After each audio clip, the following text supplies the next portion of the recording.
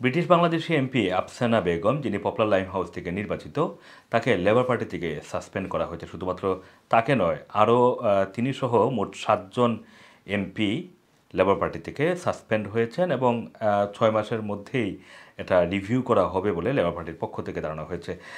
যে এখানে মূলত যে কারণে তাদেরকে সাসপেন্ড করা হয়েছে, মূলত আপনারা জানেন যে রাজা তৃতীয় চার্লস পার্লামেন্টে যে বক্তব্য দিয়েছিলেন গত সপ্তাহে, সেখানে তিনি চাইল্ড বেনিফিট ক্যাপ, যেটা এখন বর্তমানে 2 জন সন্তানের বেশি কেউ চাইল্ড বেনিফিট পান না, সেটা সেটা সেটা বহাল রেখেছিলেন। বহাল রাখার পরে মূলত স্কটিশ ন্যাশনাল পার্টি এসএনপি তারা অ্যামেন্ডমেন্ট আনার জন্য, একটা অ্যামেন্ডমেন্টের জন্য তারা পার্লামেন্টে এটি নিয়ে প্রস্তাব আনে এবং তাদের প্রস্তাব ছিল যে 2টি বাচ্চার যেই ক্যাপ সেটাকে তুলে ফেলতে হবে।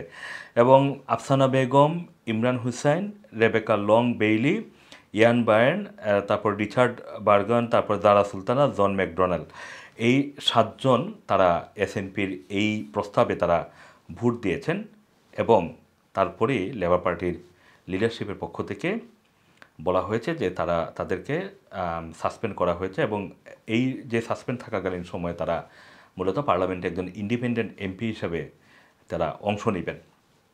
আফসানা বেগম আজকে একটি আর্লি মোশনও এনেছিলেন বাংলাদেশের ব্যাপারে। বাংলাদেশে যে বর্তমানে যে অস্থিরতা চলছে, সহিংসতা চলছে এবং সেখানে এই বিষয়গুলো নিয়ে আজকে আর্লি মোশনে তিনি সহ আরও প্রায় 17 জন এমপি সেটা স্বাক্ষরও করেছেন, প্রস্তাবও করেছেন। তারা পার্লামেন্টে এটি নিয়ে আলোচনা করবেন বলেও তারা বলেছেন।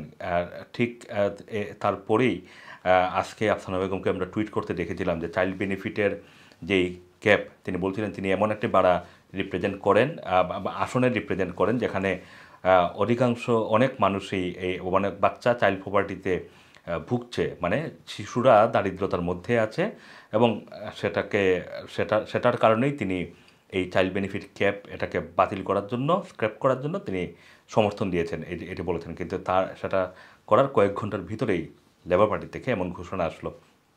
আফসানা বেগম এর আগে আমরা বিভিন্ন সময় দেখেছি যে তিনি নিজের দলের বিভিন্ন বিষয় নিয়েও কড়া সমালোচনা করেছেন এবং এই গত নির্বাচনের ঠিক আগ মুহূর্তেও মনে হচ্ছিল যে অনেককেই বিশেষ করে আমরা দেখতে পাচ্ছিলাম যে অনেককেই নমিনেশন দেওয়া হচ্ছিল না।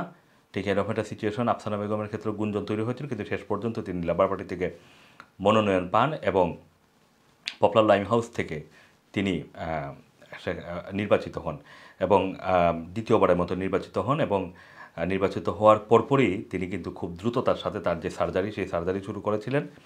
স্থানীয় বাসিন্দাদের সাথে তার বেশ চমৎকার যোগাযোগ রয়েছে, তিনি সেটা কাজ করে যাচ্ছিলেন।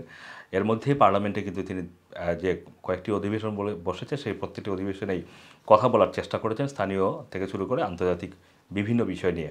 এরই মধ্য দিয়ে এই ঘোষণাটি আসলো। তো দেখা যাক। এখন পর্যন্ত আফসানা বেগম তিনি কোনো প্রতিক্রিয়া দেননি।